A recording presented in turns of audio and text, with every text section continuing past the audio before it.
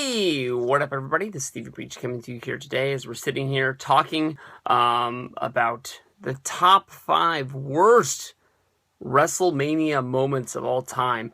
A lot of people talk about WrestleMania each and every year as it inches closer, and I really have the fever for WrestleMania 32 that's going to come up. But over my years of being a professional wrestling fan, not every WrestleMania moment that every wrestler always dreams of having, where you have your big moment on the biggest stage of them all. It made Mick Foley come out of retirement for WrestleMania 16.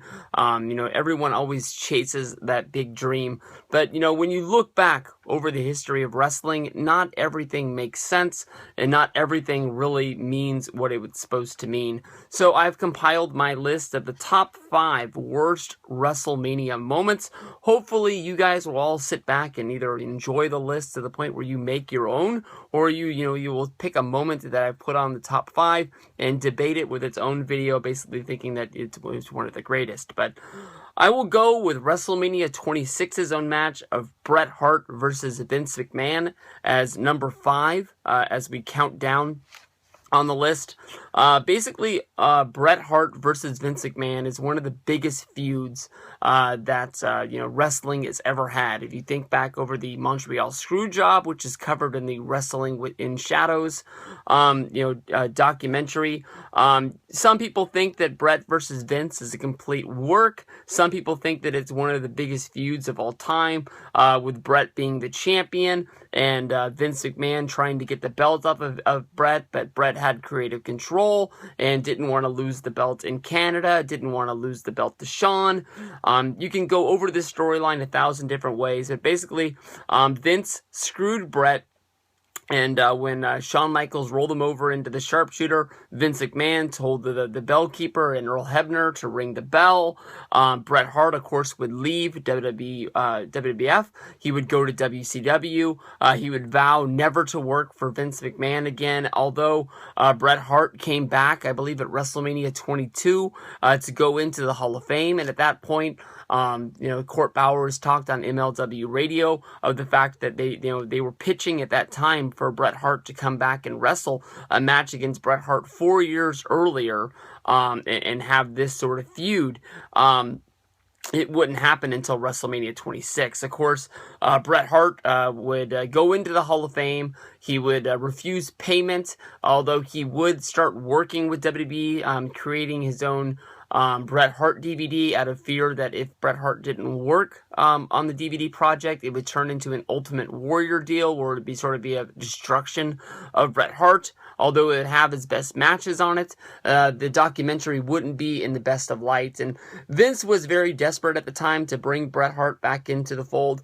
Maybe he felt bad about the way things went down. But basically, Bret showed up, I believe it was in Cleveland, Ohio on Monday Night Raw in 2010, as the first time being back into the fold. And from there, would start a feud with Vince McMahon, which, at one point was good and at the same time wasn't that great. Bret Hart, of course, at the time, was a stroke victim. He has the Lloyds of London deal, a payout for insurance, with him not being able to wrestle. So Bret couldn't have a real physical match. But they had a deal of Bret Hart faking that he'd broke his leg, being attacked by the Nexus, and all sorts of shit that went along. Even Bret Hart getting beat up by Batista, which would make Batista have a match becoming champion, which would also set up a WrestleMania 26 match against John Cena.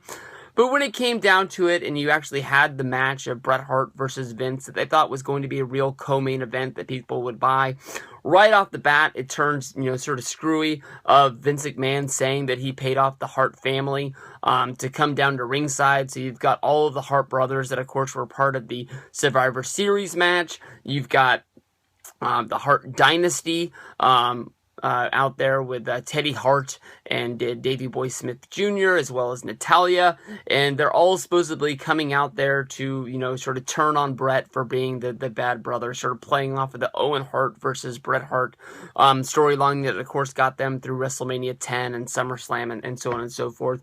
They even have one of Brett's brothers get into the ring. I don't remember his name. I honestly don't even really know him that well. I know a lot about the Hart family. I've been watching wrestling all my life, but they pull this guy into the ring to be the special guest referee, and it just doesn't get over that well, because I don't think, like a lot of people, nobody really knows who this guy is. And then at that point, it sort of shown that Brett talked to his family. They knew that the screw job was coming, and they all turn on Vince, making it into the Hart family against Vince, where Brett doesn't do a lot of the work.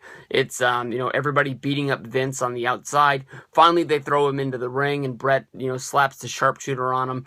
I'm sure that they were thinking this was going to be a great moment where the Harts, who put Stu into the Hall of Fame the night before, they finally got the win over Vince, and Brett was sort of going to be welcomed back into the family, and he would go on to become United States champion. He would go on to become the Raw general manager, and that ended really fast, but at least it got Brett back into the family, and people thought it was going to be huge. It just didn't get over to me. Number 4 on the list is going to be from WrestleMania 21. Of course, this is going to be Big Show versus Akebono, who is a big Japanese sumo star at the time, and instead of trying to bring Akebono to the WWE at the time, where he would actually wrestle in a physical match against the Big Show, for some reason they turned this into a Japanese sumo match. I don't know if this was trying to get over wrestling in Japan, where Japanese people would, be buying the WWE pay-per-view. But all in all, honestly, in my opinion, this just didn't get over. The match doesn't even last that long. I'm sure it took them longer to set up for this match than it actually took, and I don't know if it was a work. I don't know if it was all planned out. I don't know if it was a shoot. But Big Show falls out of the ring very fast. I think that everyone would love to forget Big Show wearing his actual sumo suit with the thing shoved up his ass, but they tried to make it as authentic as possible. In my opinion, this just didn't work and is very forgettable from WrestleMania 21. It brings up a lot of questions about why they would even do this. Number 3 on the list comes from WrestleMania 27. This, of course, would be Jerry Lawler against Michael Cole. In order to set this matchup, Michael Cole took on a heel persona on Raw, which basically, in my opinion, really started the downfall of Monday Night Raw. It made it where basically no one wanted to listen to Cole. And I know that they have had good heel announcers over the time, and Jerry Lawler is one of the best of them, but it went as far as Michael Cole putting himself inside of the coal mine, and I can't remember a lot of the setup for this match, but I do remember basically them thinking that they were going to get a special guest referee, which on Monday Night Raw they would bring out JBL to a huge ovation. I don't think that they knew that he was going to be over his face as he was, but he hadn't been in WWE in a long time. It wasn't like now where he was on SmackDown as well as on Monday Night Raw. It would lead to him returning to SmackDown to be an announcer sooner than later. I can't remember if he came back because of Jerry Lawler's heart attack and that's what got him back in, or what it was, but he always was a really good announcer as well as a really good wrestler, and hopefully he will be going into the Hall of Fame this year. But with Lawler versus Cole, this just ate up a lot of WrestleMania 27. Oh, Stone Cold Steve Austin ended up being the thing, and it gave Stone Cold Steve Austin a moment of him hitting some stunners. I believe he hit a stunner on Booker T. I believe he hit a stunner on Michael Cole, ended up winning the match, and that ended up being the storyline of what took Cole and Booker T out of WrestleMania 27. They were able to be taken to the back, and of course from there, Jim Ross would be brought out and brought down to ringside, where he would be there with Jerry Lawler, so they would call, I believe, Undertaker versus Triple H, as well as The Rock The Rock was the guest host that year, so it would be The Miz against John Cena. And it was a very creative way to get Lawler and JR back on the mic and get them back together as a great team, calling the main events.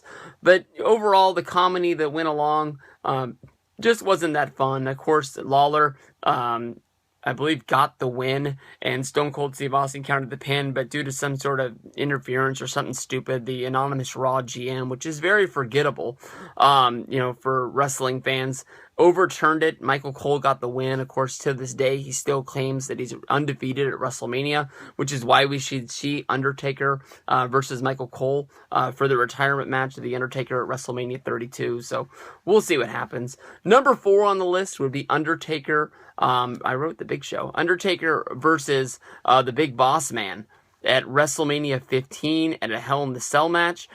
This is just basically months after the fact that we had seen Undertaker versus Mick Foley in possibly one of the best Hell in the Cell matches of all time, not only one of the best wrestling matches of all time, something that really went into pop culture and really grabbed people and brought them back into wrestling. When you think about, Mick Foley flying off of the cell, there was no YouTube, there was no internet, there was no videos, being emailed to people.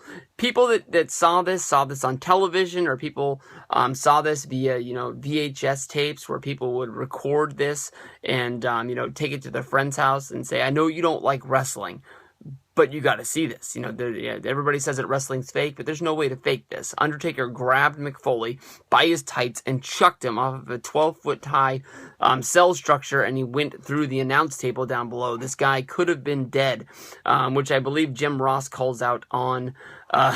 Good God, he's broken in half. But when it comes down to Undertaker versus the Big Boss Man, this, of course, was the corporation against the the Ministry. It would be Undertaker against Big Boss Man in the cell. This was a very slow, very short Hell in the Cell match, which ended with, of course, Undertaker grabbing the Big Boss Man and actually hanging him from the cell as Edge and Christian came down on top of it and lifted it up to the heavens. I don't know how they got Big Boss Man off of the cell structure. I don't know if he had to hang out there the whole time. It just seems like, I'm not sure if this was before, during, or after the Owen Hart deal, but it seems like they wouldn't want to have somebody suspended above WrestleMania for a long amount of time. It's always been a mystery. I've never thought of asking anybody who is close to it, how they fix it, if they just lift them up to the rafters and then I guess you wouldn't pull him by the rope, but because it's connected to his neck, but that's it. And then, of course, number 1 on the list of worst WrestleMania moments of all time would be WrestleMania 9. Some people thought it would be Giant Gonzalez against The Undertaker, but I gave it to Hulk Hogan versus Yokozuna as the unannounced main event. We had just had a deal where Yokozuna would win the WWE Championship from Bret Hart. Of course, he won the right to go to WrestleMania by winning the Royal Rumble. The first time that they pulled off this gimmick, he would wrestle against Bret Hart. Bret Hart, who had been the fighting champion, would, of course, go in against the overweight Yokozuna and be overmatched and overpowered. Bret would lose, and as he is leaving, basically, we see Bret Hart come down to console him, call out Yokozuna, which then starts up a match which is about 60 to 90 seconds with Mr. Fuji throwing salt into the eyes of Yokozuna on accident, and then, of course, Hogan hitting the big boot followed by the atomic leg drop and getting the 1-2-3, and for no unknown reason, Hulk Hogan, who wrestled in the Tag Team Championship match, who really wasn't involved in WWF that year at all, walks out champion only to be going to the King of the Ring and lose the belt months later. I don't know if they put the belt on Hogan trying to help house shows between WrestleMania and the June pay-per-view of King of the Ring, but overall it has never really made any sense. I don't know if Vince was losing faith in Bret Hart, which doesn't make a lot of sense because Bret would go on to be champion and be a big star in the company. Of course, because of losing the championship the way that he did, he ended up getting the number 1 seed in the King of the Ring tournament, where he would go on to win the King of the Ring. But then again, that would only set up a feud against Jerry Lawler for about the next year as well. So Hogan winning the championship has always been one of the biggest mysteries. If you have the WrestleMania book, which came out around WrestleMania 2000, when WWE was setting up WrestleMania with Las Vegas was really excited to be having Hulk Hogan as a part of WrestleMania. WWF told Las Vegas at the time that he wouldn't be a part of it, that Hogan was leaving the company, and Las Vegas always was thinking that Hulk Hogan was coming and being a part of this. And at the last minute when they did add it, Caesar's Palace went to WWE and was like, "Oh, we knew it," and they basically said that they were as surprised as they were, and there was no plans of bringing Hogan in, but Hogan left as champion, and I think it is one of the worst WrestleMania moments of all time.